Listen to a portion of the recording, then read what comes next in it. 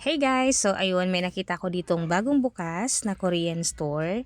So nakita ko to unang-una, yung kanilang sparkling rice wine. So tatry natin to guys. Ayan, 750 ml. And then, itong kanilang drinks din na melon flavor and then mango flavor. So try natin yan guys. And then, may nakita ko ditong kimchi. 120 pesos yan. Isang tab. So, may maliit, may malaking tab. Tapos, ayan, marami sila talaga mga pagpipilian dito. Ayan. And then, itong caramel macchiato na kape. So, bumili na ako yan isa. Pakita ko sa inyo sa next video. And then, ito, dati, pinapadala lang kami itong Maxim na to.